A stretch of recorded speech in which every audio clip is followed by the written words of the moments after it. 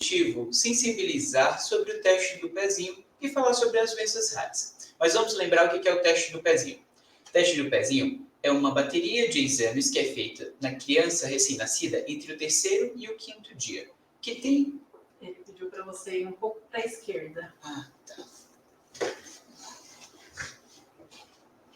Tá bom.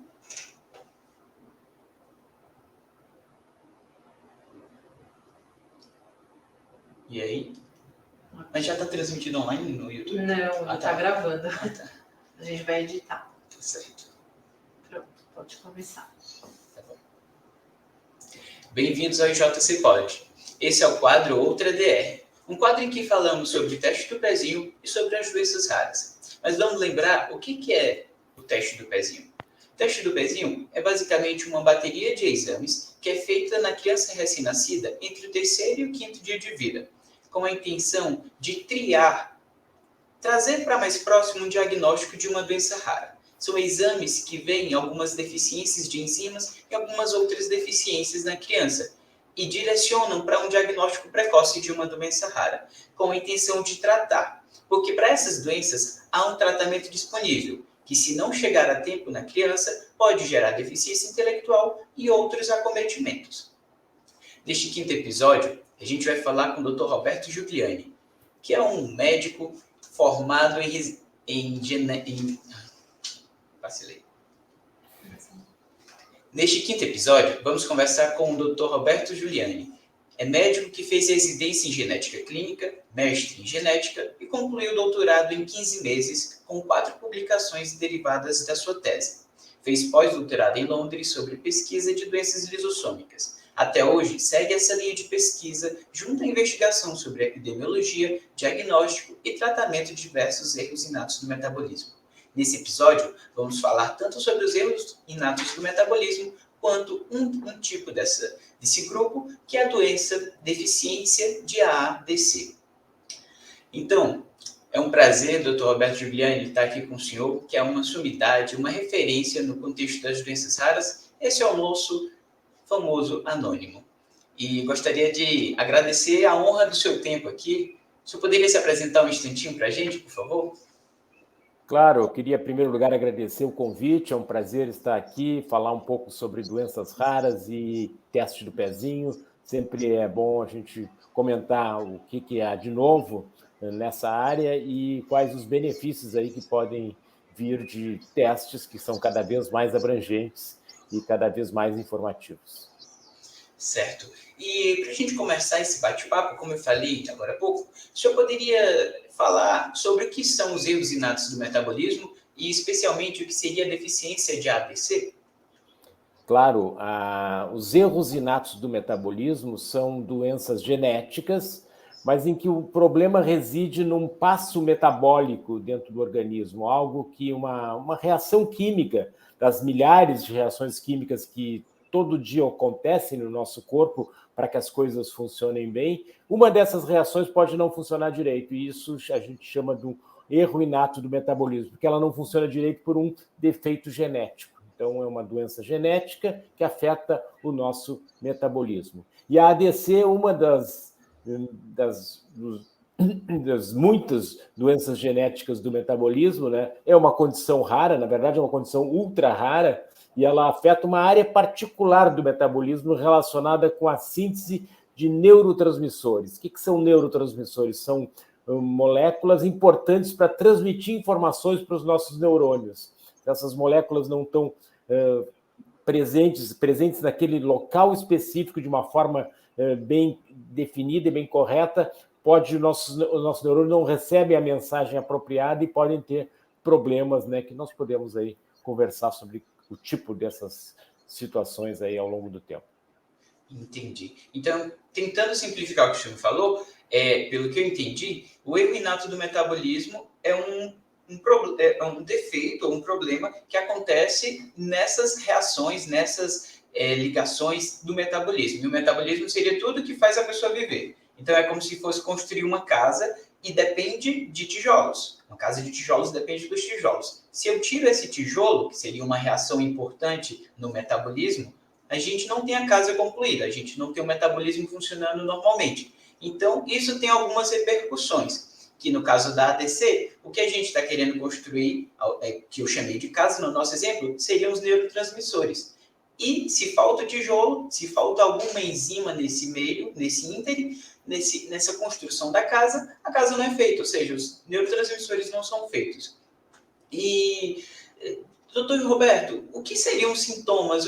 Quais são as repercussões? O que causa a falta desses neurotransmissores na ADC? Então, a falta desses neurotransmissores se deve à deficiência de uma enzima, que é uma proteína que é encarregada de fabricar esses neurotransmissores. E essa proteína, por sua vez, ela é fabricada a partir da informação que tem no gene. Então, se o gene tem um defeito na informação, a proteína, que é a enzima, não é fabricada de uma maneira correta e aí não consegue mandar fazer os neurotransmissores da maneira que precisa. Então, esses neurotransmissores, eles dão uma mensagem, né, para os neurônios e eles são importantes, e principalmente são importantes estarem presentes em determinado local, né? Então, quando tem uma doença como a ADC, não adianta só a gente repor essa proteína que está faltando, mas a gente precisa repor naquele local onde ela é importante que ela atue, né? Então, isso torna um pouquinho mais complexa a situação. Os problemas assim relacionados com a ADC, eles não são muito fáceis de se entender, porque eles se superpõem a situações comuns, por exemplo, atraso no desenvolvimento, falta de tônus muscular, alguns movimentos alterados, assim, estranhos que a criança pode ter. São situações que se confundem com outros, como, por exemplo, aquilo que a gente convenciona chamar de paralisia cerebral, que geralmente é decorrente de algum problema que ocorre ao nascimento, falta de oxigenação ao nascimento, leva-se a um quadro que normalmente se denomina paralisia cerebral.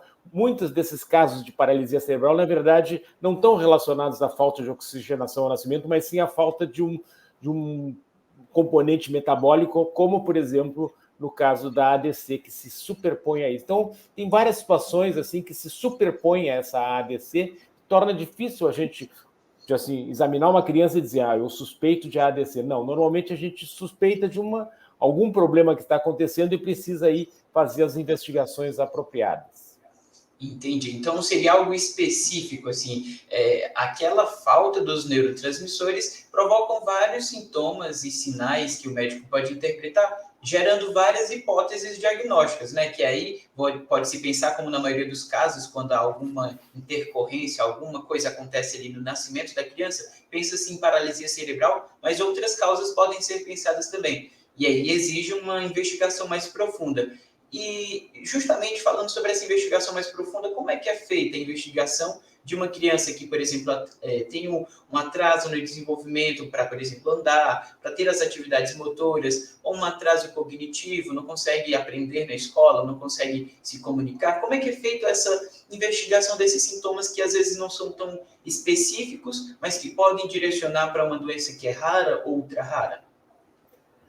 Bom, o que a gente precisa fazer quando está avaliando uma criança, a primeira coisa é avaliar clinicamente, né? O médico examinar, fazer um exame físico, um exame neurológico, tentar ver o que está realmente acontecendo, né? Se tem algumas alterações físicas associadas, ou se há um problema de funcionamento, fazer um exame neurológico para tentar entender quais as áreas que estão comprometidas, né? Porque, como eu disse, os sinais mais comuns são perda de força nos músculos, atraso no desenvolvimento motor, a questão pode ter algum tipo de convulsão, pode ter movimentos anormais, assim, que não são aqueles movimentos usuais, assim, eles são um pouco fora de controle.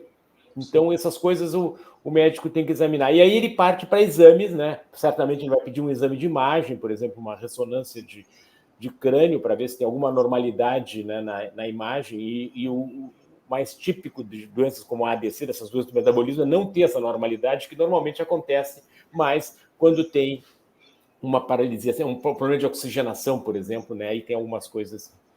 Então, também tem exames que se podem fazer no sangue e na urina para tentar ver alguns derivados desses neurotransmissores. Os neurotransmissores em si são difíceis de determinar, de dosar bioquimicamente, mas tem alguns derivados aí que podem ser utilizados para uma maneira indireta de saber se tem aumento de uma diminuição da atividade da quantidade desses neurotransmissores. Então, alguns exames do sangue e na urina. Tem um exame que na ADC é bem importante, que é um componente chamado 3-ortometildopa, é 3-OMD.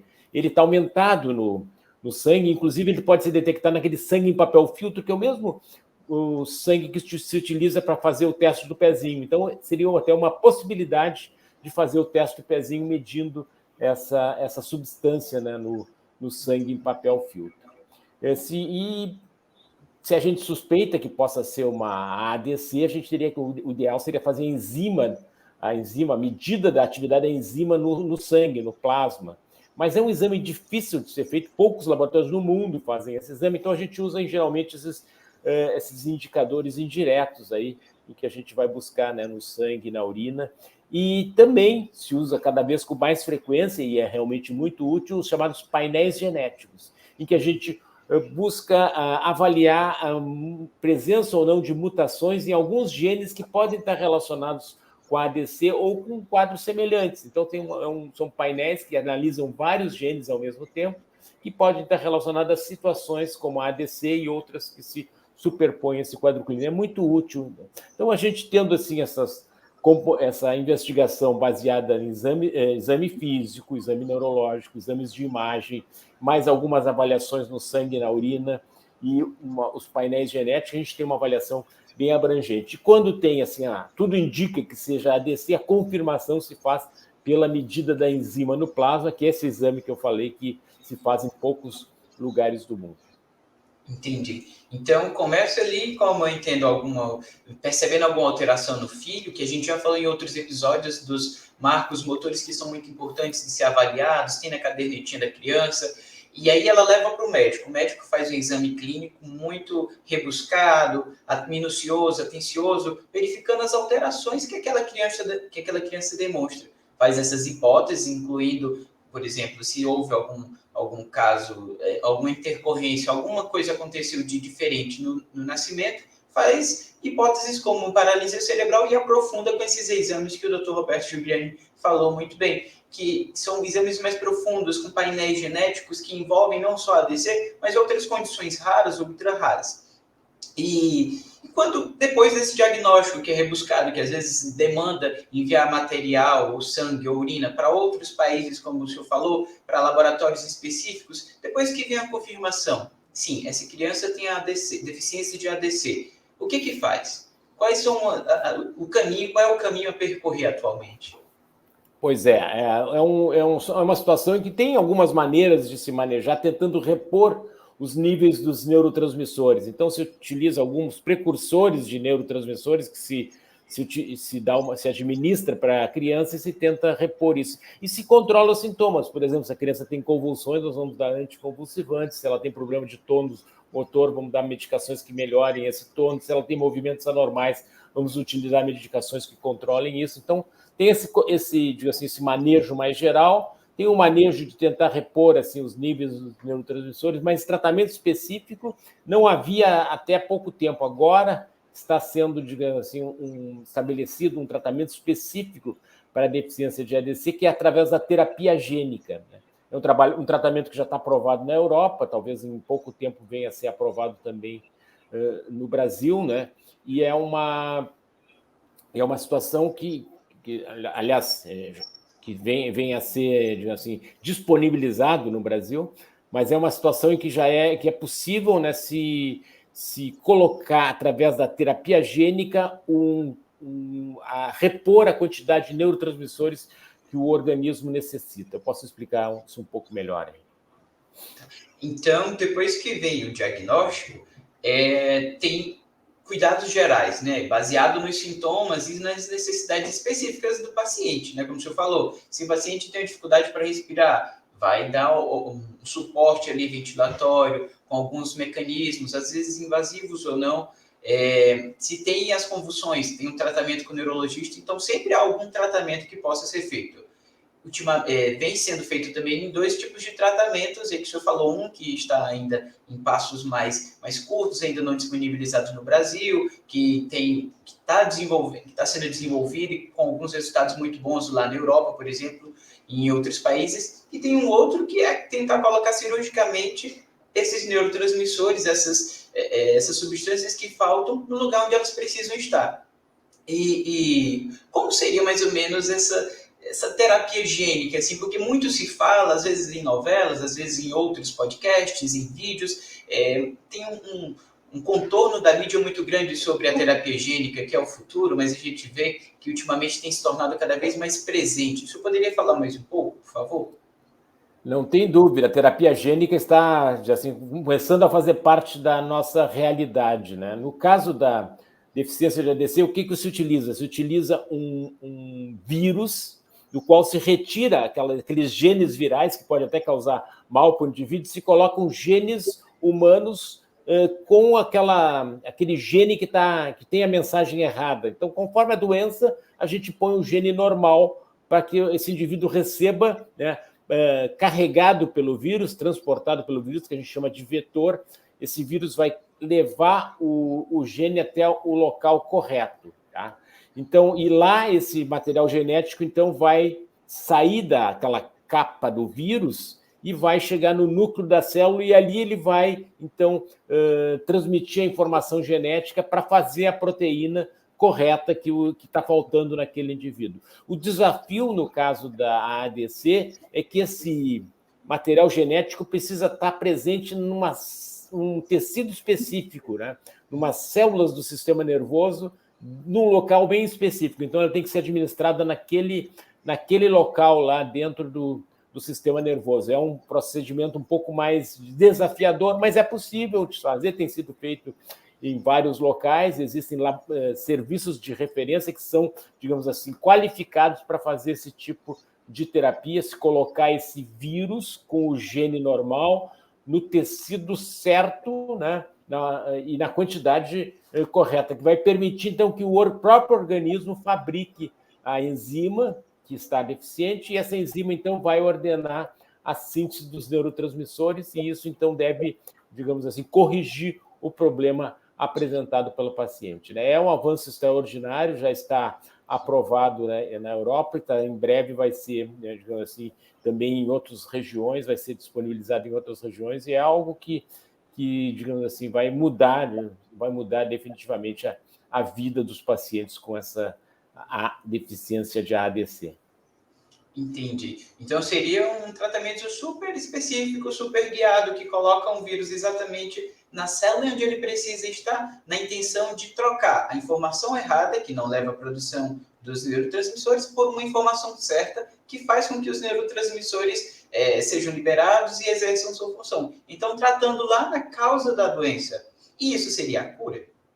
Na verdade, a gente não vai trocar, a gente vai esquecer aquela mensagem errada que está lá e vai colocar uma mensagem normal, vai adicionar, chamar adição gênica. Mas isso não é problema. O importante é que tenha a mensagem correta, né? Tá. Se isso vai ser a cura, é uma grande pergunta, eu acho. Porque, na verdade, o que acontece?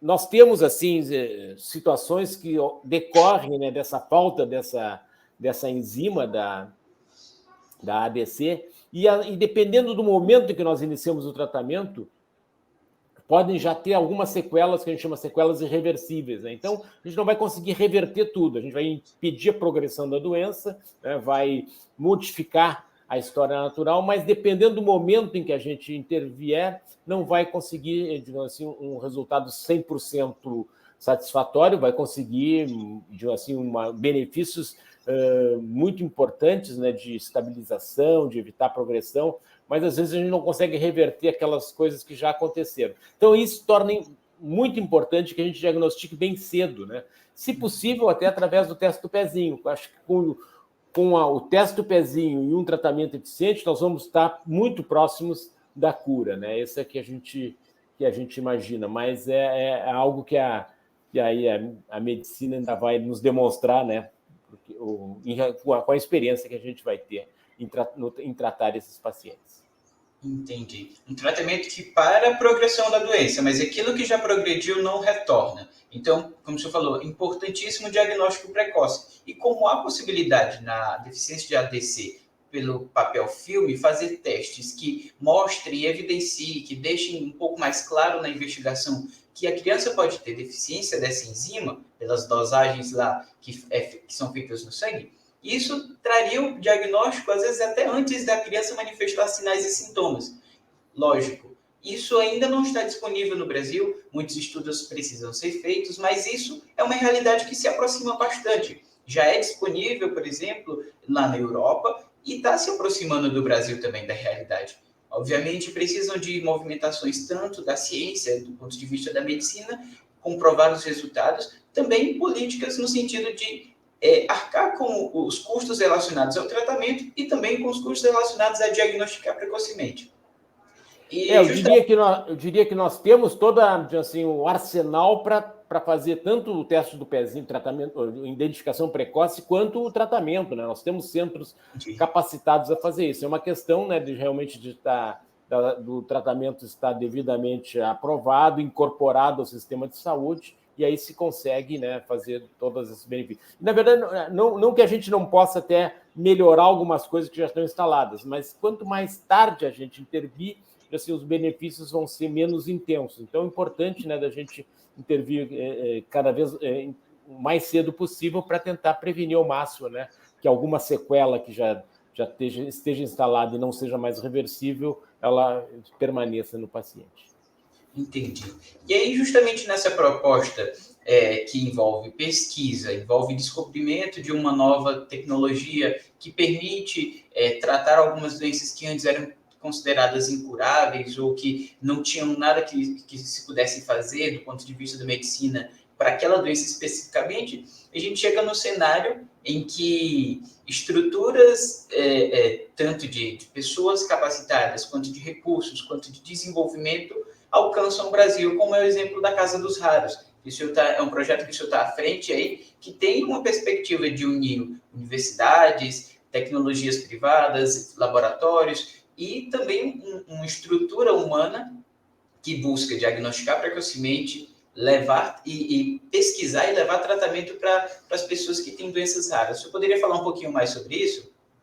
Claro, a Casa dos Raros digamos assim, é um novo participante aí desse processo de tentar dar uma melhor atenção aos pacientes com doenças raras. Ela veio se somar aos centros que já existem, aos serviços bem estabelecidos, mas tentando assim com uma abordagem um pouco diferente.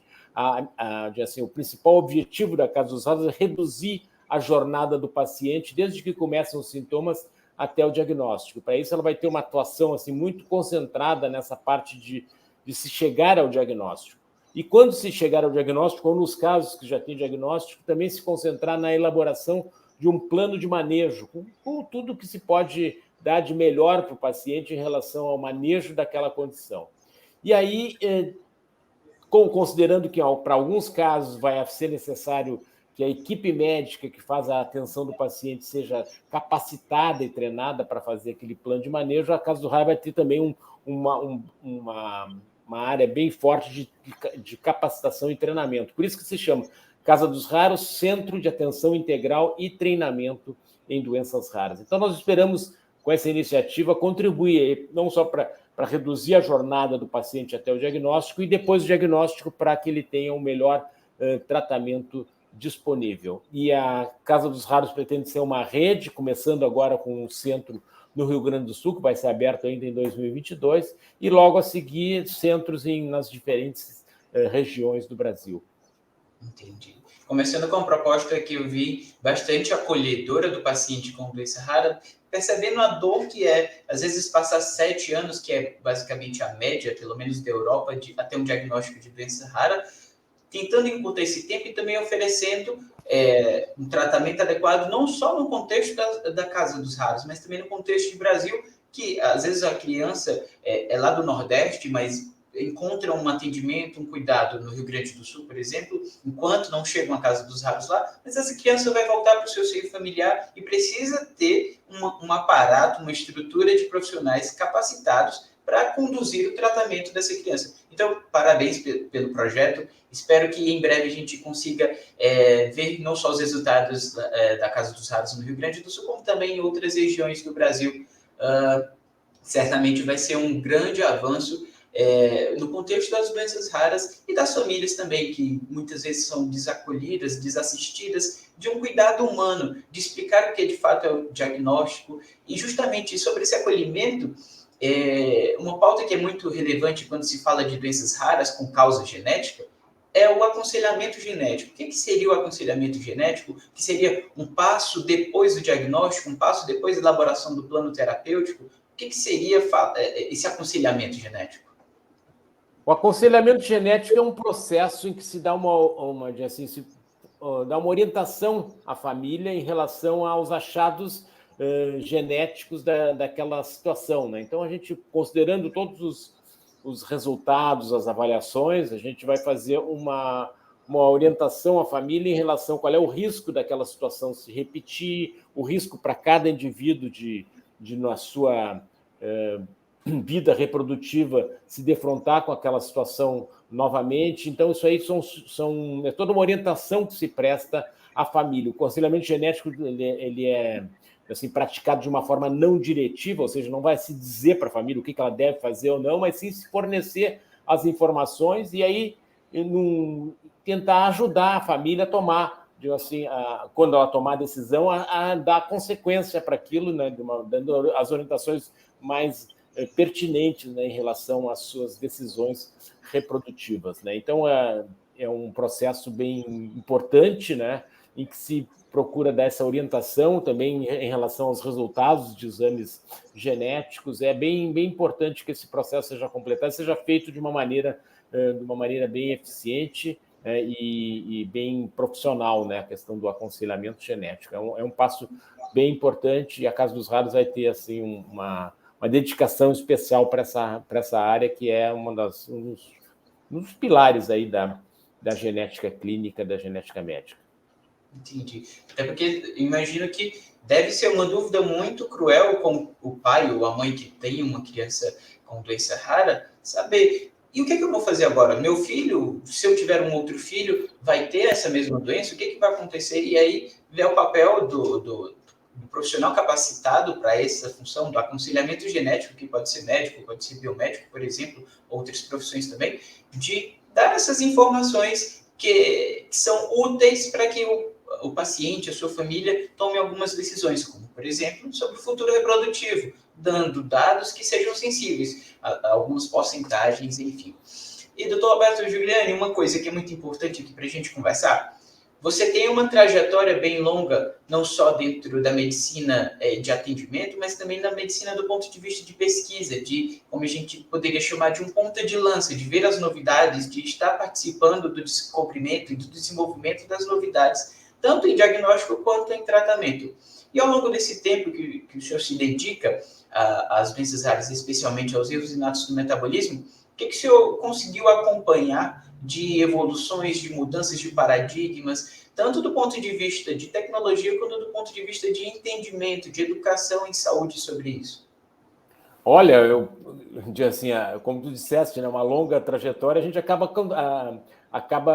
assim, acompanhando mudanças importantes, né? Quando eu comecei na genética, não haviam, por exemplo, exames de DNA para se avaliar os genes, era tudo indireto, né? Inicialmente, a gente fazia as deduções a partir do exame clínico, né? Depois vieram essas informações bioquímicas, as enzimas, e aí a gente começou a se aproximar mais do defeito básico que está acontecendo naquela doença.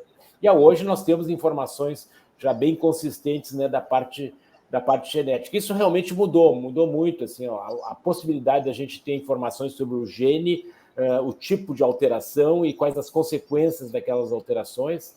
Isso realmente mudou bastante. Mas eu diria que uma coisa não mudou, é a necessidade do profissional de saúde interagir de uma maneira bastante concreta e direta com o paciente e com a família, né? Isso aí é algo que continua sendo muito importante, né? E é algo que nós vamos valorizar muito na Casa dos Raros. E tu mencionasse a palavra acolhimento, acho que essa é uma palavra fundamental. Assim, a gente precisa acolher o paciente com doença rara, entender qual é a sua angústia, né? E tentar, digamos assim, dar o maior conforto possível, seja através de um tratamento específico, quando disponível, mas seja através de outras medidas que possam melhorar a qualidade de vida daquela família, né? Então, a gente sempre tem alguma coisa a oferecer para uma família com doença rara, né? Mesmo que não tenha um tratamento específico, curativo, né? Que é disponível, na verdade, para poucas situações. Mas a gente sempre tem algo a oferecer, e a Casa dos Raros aí está assim, imbuída desse propósito aí de melhorar a qualidade de vida dos pacientes com doenças raras. Muito se fala sobre medicina humanizada, mas eu acho que saúde, de maneira geral, humanizada, com todos os profissionais, estando atentos a essas dores, porque não é só uma questão de minha criança ter convulsões, ou minha criança não consegue se movimentar, minha criança não consegue respirar normalmente, mas eu não posso trabalhar porque eu tenho dedicação exclusiva à minha criança. Às vezes tem um conflito de parentalidade, de relacionamento familiar, que em que ocorrem divórcios. Então, é toda uma questão socioeconômica que chega àquela família sem dar avisos. E se for pensar apenas do ponto de vista biológico, não, esse gene que está alterado e eu consigo ou não mudar hoje em dia e não há nada mais que eu possa fazer, você deixa de acolher e cuidar. Que se fazem juramentos em várias profissões, especialmente na medicina, de que acolher e cuidar da dor, mesmo que você não consiga tratar, é primordial. Então, é surpreendente, assim, e deixa muito alegre, não só eu, como as pessoas que escutam esse podcast, as pessoas que se beneficiaram desse projeto. Eu acho que para a gente finalizar, embora a conversa esteja boa, que a conversa tenha trazido luz para muitas dúvidas, tenha conseguido responder a muitas questões, principalmente para o nosso público essencial, que são as grávidas do 2º e 3º trimestre, que pensam que, às vezes, a ultrassom é tudo, que a criança perfeitinha do ponto de vista da imagem é tudo, mas às vezes se deparam no teste do pezinho com um diagnóstico, ou então ao longo do crescimento dessa criança, com algumas alterações que defrontam-se com um diagnóstico que é raro, um diagnóstico que traz várias consequências, mas a gente aqui no UltraDR tenta acolher com algumas informações, trazendo pessoas que são referência para dizer das suas informações que são importantes, de como seguir uma investigação, de como procurar ajuda, e também de alguns projetos, como o Casa dos Raros, que acolhem e dão sequência a esse projeto. A gente acredita aqui que a educação é primordial, tanto para você perceber os primeiros sinais e sintomas que demonstram que a sua criança, às vezes, tem uma alteração. E então você direciona para o seu médico, pergunta, questiona, não na intenção de desvaler o conhecimento dele, mas na intenção de, às vezes, mostrar algo que ele não tenha percebido. E assim, possibilitar que se encurte essa jornada até o diagnóstico, desde sinais e sintomas que às vezes possam ser discretos, para um diagnóstico que permite um tratamento em sequência. Doutor Juliane, eu agradeço em nome do Instituto Gil Clemente e do Projeto UltraDR a sua participação aqui. E para finalizar, o senhor poderia deixar uma mensagem, uma frase, algum direcionamento para as pessoas que nos escutam ou nos assistem aqui no YouTube?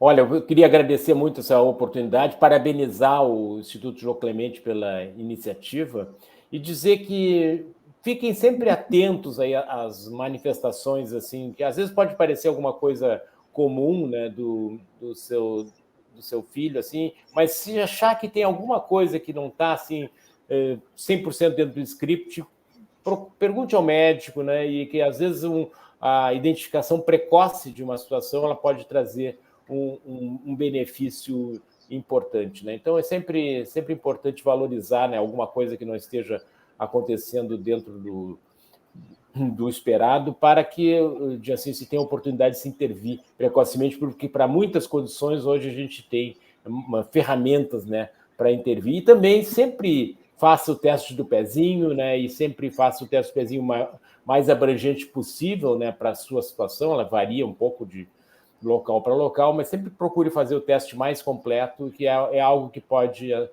prevenir situações, né, que são tratáveis, mas que quando elas forem identificadas a partir de dados clínicos, pode ser já tarde para se ter um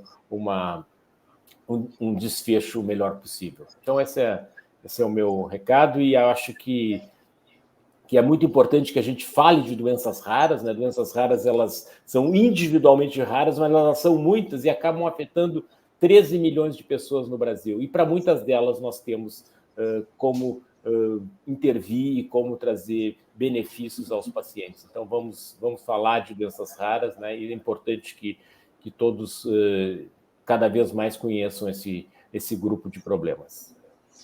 É verdade. Inclusive, no nosso Instagram, Instituto Geo Clemente, tem uma seção de posts que são sobre o UltraDR, que são sobre doenças raras e sobre o teste do pezinho, que a gente simplifica tanto alguns diagnósticos, o que seriam as manifestações, quanto a gente fala o que é de fato o teste do pezinho. Que por tão simples que é o exame, a realização do exame, às vezes as pessoas banalizam. É um teste que tem um tempo certo para ser feito e que tem uma importância gigantesca de que seja feito nesse tempo, porque consegue perceber nuances, diferenças nas moléculas, nas substâncias do corpo da criança, antes mesmo que sintomas de uma doença surjam. E aí, os tratamentos que têm a possibilidade de evitar a progressão da doença agem antes que sequelas sejam deixadas. Fica aqui a nossa conversa com o Dr. Roberto Giuliani, que é uma referência sobre doenças raras. Se você quiser saber mais sobre doenças raras, sobre teste do pezinho, sobre erros inatos do metabolismo, a gente tem uma série de conteúdos, tanto no nosso site, Instituto Geo Clemente, na seção sobre DRs, que são sobre doenças raras, quanto no nosso Instagram. Aqui no YouTube, eu sei que você gostou desse conteúdo, eu sei que você acha importante a gente falar sobre doenças raras, dar sintomas e sinais que devem ser levados em consideração. Então, curte esse vídeo, compartilhe com as pessoas que precisam assistir. Se você está no Spotify, segue o nosso canal, mostra para outras pessoas, indica para os seus amigos, para as pessoas que você acha que precisam dessa informação e acompanha, que cada vez mais a gente traz mais conteúdo. De novo, eu agradeço tanto em nome do Instituto Geo Clemente quanto do Projeto UltraDR, a sua participação foi bastante enriquecedora e até a próxima, Dr. Roberto. Até a próxima, obrigado. Acho que fechou. Foi muito bom. Nossa, ok. Coisas aqui muito boas. Um bom compromisso aí para o senhor. Tá bom, obrigado. Vou sair meio na corrida aqui. Tchau, tchau. Tchau, tchau.